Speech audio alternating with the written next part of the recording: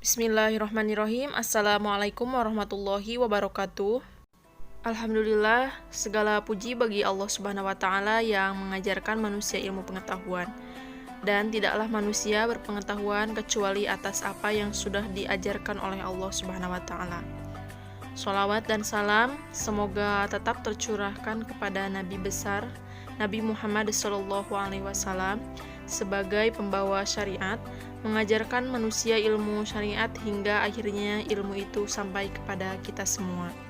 Anak-anakku yang dimuliakan oleh Allah Subhanahu wa Ta'ala, pada kesempatan kali ini Ibu akan mengisi materi tentang tarawih, yang mana sebagai ciri khas bulan Ramadan adalah bulan di mana malam-malamnya diisi dengan 2 sholat sunnah yang sangat agung, yaitu diantaranya ada sholat sunnah tarawih dan sholat sunnah witir. Wajib kita ketahui bahwa saking agungnya, mungkin ada sebagian dari kita yang kadang salah prioritas.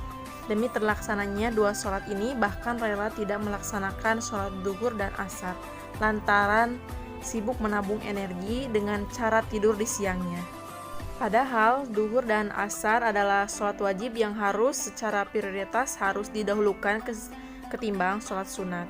Atau banyak juga yang sengaja sholat maghrib dan isya di rumah agar fokus berbuka, nanti setelah isya baru hadir berjamaah di masjid. Ini semua walaupun sah secara fikih, namun secara prioritasnya harus tetap diprioritaskan maksimal untuk sholat wajib. Mungkin beberapa hari ini kita sering lihat ramainya masjid-masjid penuh demi terlaksananya sholat tarawih ini. Ada juga mungkin yang mengisi rangkaian ibadah lainnya dengan kultum atau ceramah keagamaan lainnya.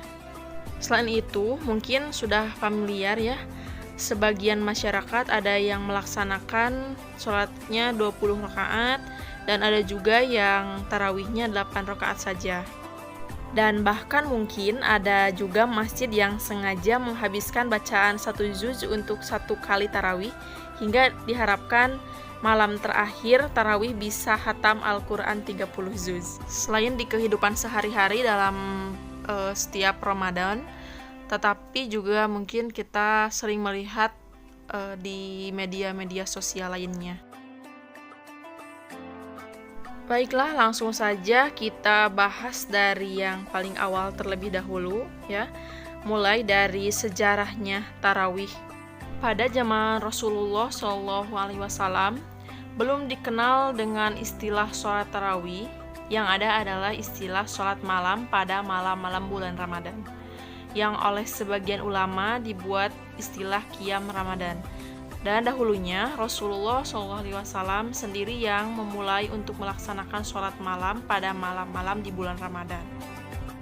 Menurut salah satu hadis dari Aisyah radhiyallahu anhu, sesungguhnya Rasulullah SAW pada suatu malam pernah melaksanakan sholat, kemudian orang-orang sholat dengan sholatnya tersebut, kemudian beliau sholat pada malam selanjutnya dan orang-orang yang mengikutinya tambah banyak.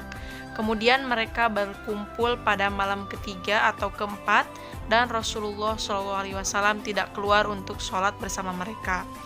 Dan di pagi harinya Rasulullah SAW berkata, "Aku telah melihat apa yang telah kalian lakukan dan tidak ada yang menghalangiku untuk keluar atau sholat bersama kalian kecuali bahwasannya akan khawatir bahwa sholat tersebut akan dipardukan." Menurut rawi hadis, hal tersebut terjadi di bulan Ramadan. Hadis ini diriwayatkan oleh Bukhari dan Muslim. Kemudian setelah Rasulullah SAW wafat, dan inilah tarawih di masa sahabat. Imam Al-Mawardi dari Madhab Asy-Syafi'i melanjutkan bahwa akhirnya Ubay bin Ka'ab menginisiasi mulai pada masa Rasulullah SAW masih hidup, juga pada masa Abu Bakar As-Siddiq radhiyallahu hingga awal masa pemerintah Umar bin Khattab, dengan mengumpulkan masyarakat untuk sholat bersama di 10 awal dan 10 pertengahan. Sedangkan di 10 terakhirnya beliau melakukan sholat sunnah menyendiri atau sendiri-sendiri. Sampai akhirnya Umar bin Khattab radhiyallahu membuat keputusan untuk mempatenkan sholat berjamaah di bulan Ramadan ini dengan imam tetap yaitu Ubay bin Ka'ab. Yang akhirnya jadilah qiyam Ramadan ini menjadi sunnah atau tradisi yang tetap dilanjutkan pada masa Utsman bin Affan radhiyallahu dan pada masa Ali bin Abi Thalib radhiyallahu hingga sekarang ini, yaitu yang disebut dengan sholat tarawih. Kemudian pada suatu malam, sahabat Umar mengumpulkan jamaah untuk melaksanakan sholat malam pada bulan Ramadan dalam jumlah 20 rakaat, di mana pada setiap selesai 4 rakaat atau 2 kali salam, mereka semua istirahat dari sholat dan melakukan tawaf 7 putaran. Seperti inilah akhirnya yang dilakukan oleh penduduk Mekah kala itu. Pada saat itu, tidak ada para sahabat yang menentang perintah Umar ini. Istirahat dari setiap selesai 4 rakaat inilah yang dikenal dengan istilah tarwihah atau istirahat. Nah, karena ada 5 tarwihah dalam setiap sholat tersebut sehingga disebut dengan tarawih. Dari istilah munculnya, asal mula munculnya istilah tarawih dan sholat malam yang sering dikerjakan oleh umat Islam setelah sholat Isya akhirnya disebut dengan sholat tarawih. Kemudian berita itu terdengar bahwa penduduk Mekah melaksanakan sholat tarawih 20 rakaat dan setiap jeda 4 rakaat mereka melaksanakan tawaf.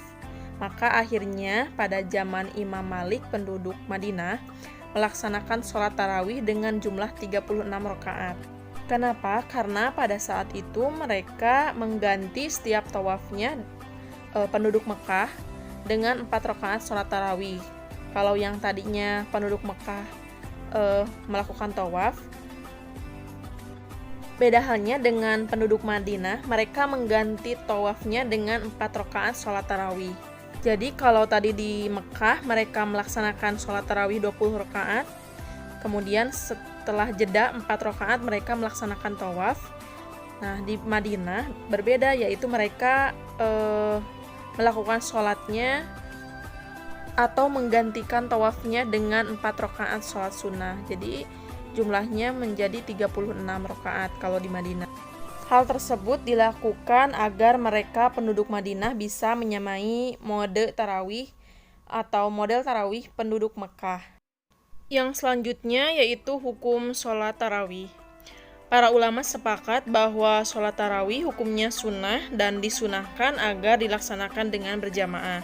Dasarnya adalah praktek yang dilakukan sendiri oleh Rasulullah SAW ketika beliau hidup bersama dengan para sahabatnya.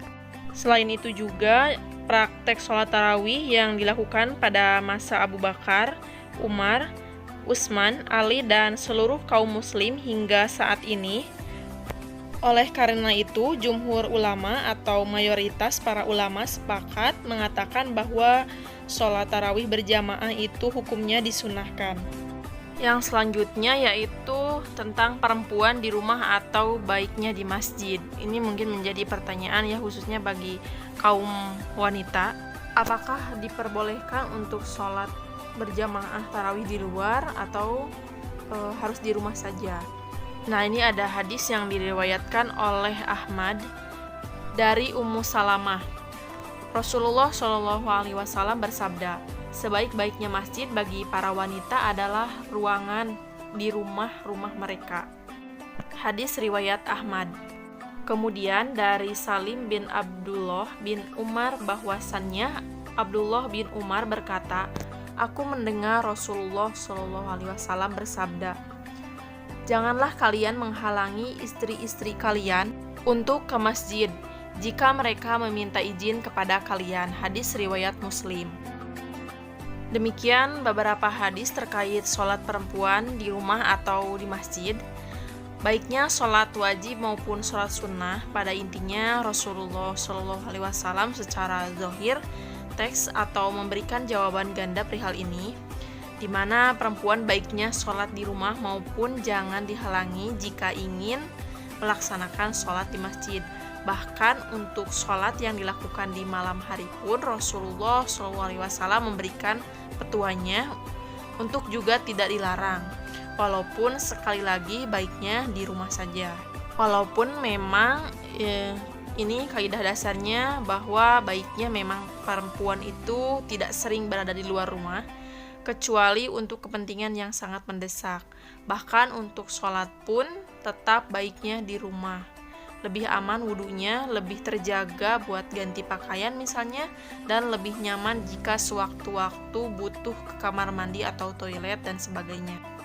Hal ini tentunya bukan bermaksud untuk menghalangi perempuan berekspresi di luar, apalagi menghinakan perempuan dengan kaidah dasar ini. Bukan begitu ya, tapi begitulah adanya bahwa memang tabiat perempuan itu bahwa mereka tidak bisa disamakan persis dengan tabiat laki-laki. Mungkin juga dilihat dari kemungkinan dampak negatif dari keberadaan perempuan di luar rumah memang tidak bisa dipungkiri ya.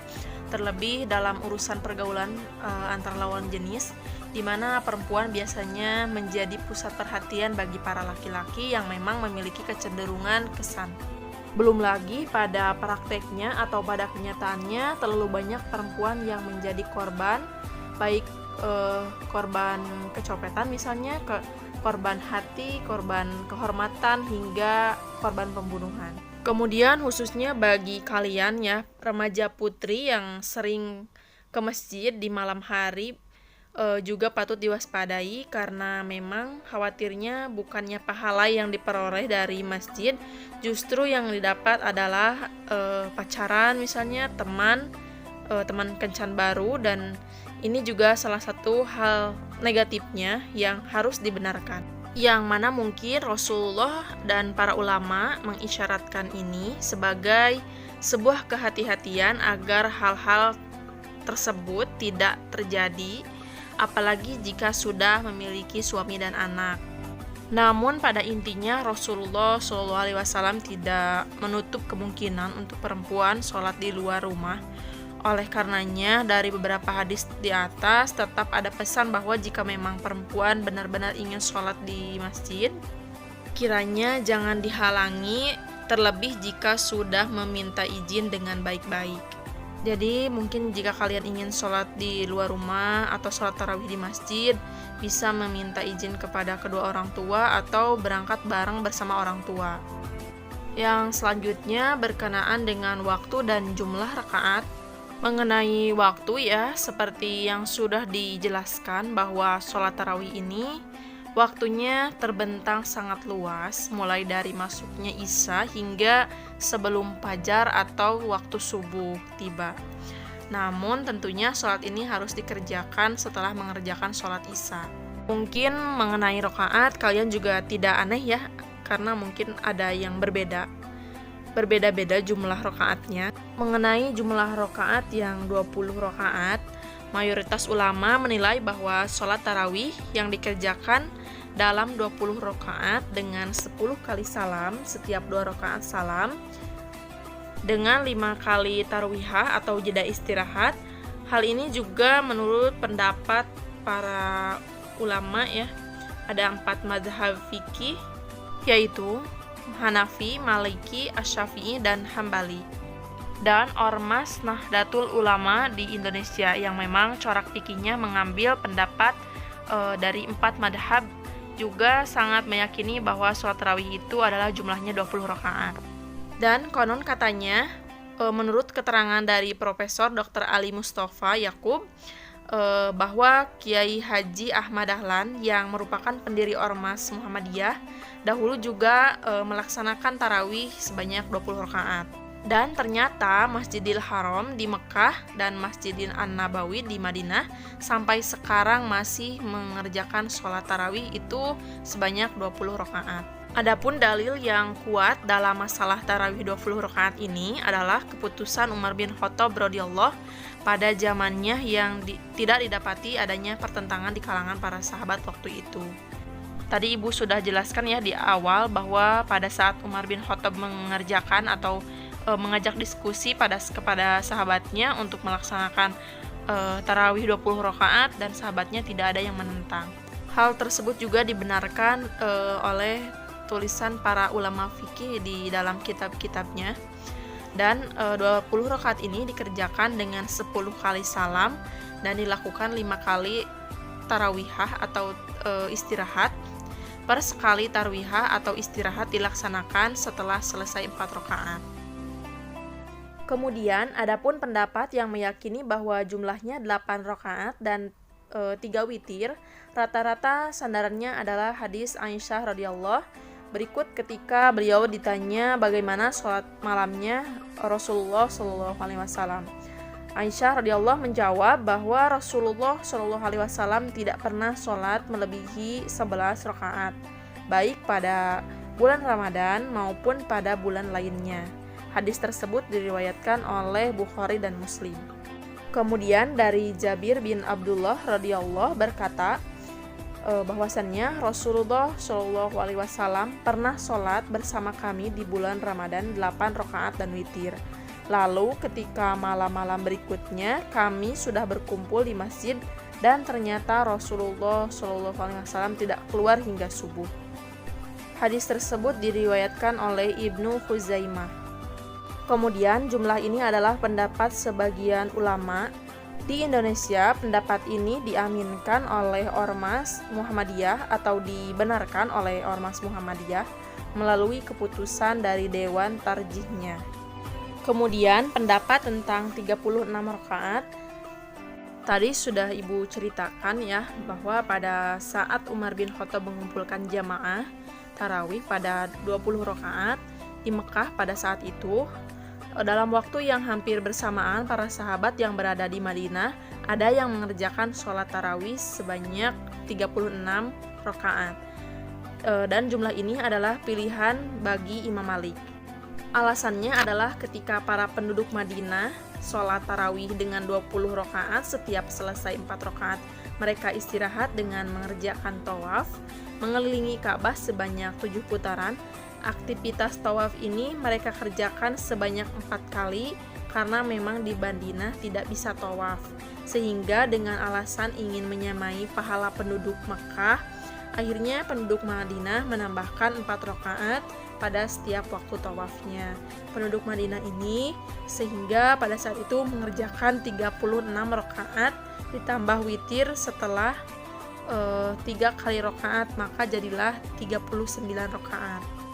Jadi asal mulanya 36 rakaat ini yaitu ketika penduduk Mekah mengerjakannya dengan tawaf, sedangkan di Madinah tidak bisa tawaf dan mereka menginginkan pahalanya sama seperti penduduk Mekah, maka mereka berinisiatif untuk menggantikan tawafnya dengan 4 rakaat. Kemudian ditambah lagi dengan witirnya jadi 39 rakaat. Kemudian ada lagi ya cerita bahwa Al-Hasan bin Mazid melaksanakan tarawih dengan 40 rakaat plus witir 7 rakaat, maka jadilah jumlahnya 47 rakaat. Mungkin kalian pernah mendengar sholat tarawih sebanyak 40 rakaat. Nah, ini adalah landasan hukumnya. Adapun qiyam Ramadan, Rasulullah SAW memang tidak membatasi jumlah rakaatnya. Namun beliau tidak menambahi atau mengurangi dari 13 rakaat. Hanya saja beliau memanjangkan rakaatnya. Pada saat Umar mengumpulkan orang untuk sholat di belakang Ubay bin Ka'ab, beliau mengerjakan 20 rakaat dan witir 3 rakaat. Beliau meringankan bacaannya sekedar lebih dari beberapa rakaat dan memanjangkan lebih ringan bagi makmum ketimbang 2 rakaat yang panjang. Dan pada saat itu ada sebagian yang menjalankan dengan 40 rakaat dan 3 witir rakaat, sebagian lainnya menjalankan 36 rakaat dan 3 witir rakaat. Dan semuanya boleh karena sebagaimanapun bentuk-bentuk dari qiyam Ramadan yang dilakukan oleh para sahabat ini, dari cara-caranya ini semuanya baik. Jumlah inilah yang menurut Ibnu Taimiyah dan ulama lainnya tidaklah menjadi batas akhir, karenanya memungkinkan untuk melebihi jumlah tersebut. Jadi jika disimpulkan ya dalam permasalahan ini, menurut pandangan Syekh Ali Jumu'ah, beliau pernah menuliskan, seharusnya setiap kita berusaha untuk beribadah atau menyembah Allah sesuai dengan batas kemampuannya, tanpa harus memaksakan apa yang sebenarnya tidak kuasa dilakukan. Untuk itu, beliau juga menyebutkan Bagi siapa saja yang mau melaksanakan sholat 8 rakaat dengan 3 witir, silahkan, dan itu tidak ada masalah. Dan siapa yang ingin mengerjakan sholat dengan 20 rakaat dan 3 witir, itu juga tidak masalah. Lalu jika ada yang ingin menambahkan lagi di malamnya, atau menambahkan dengan sholat tahajud, itu juga tidak masalah. Dengan demikian, perkara ini kalau kita lihat sangat longgar ya, hingga akhirnya yang terpenting bagi kita sekarang ini adalah sebisa mungkin untuk tidak meninggalkan sholat malam, khususnya di bulan Ramadan, tentunya dengan tetap memperhatikan kualitas sholat yang dilakukan. Karena siapa yang sholat malam di bulan Ramadan dengan penuh iman dan mengharapkan ridho Allah, maka akan diampuni dosanya yang telah lampau. Itu saja yang bisa Ibu sampaikan. Semoga menjadi ilmu yang bermanfaat untuk kalian, khususnya untuk Ibu. Billahi taufiq wal hidayah. Wassalamualaikum warahmatullahi wabarakatuh.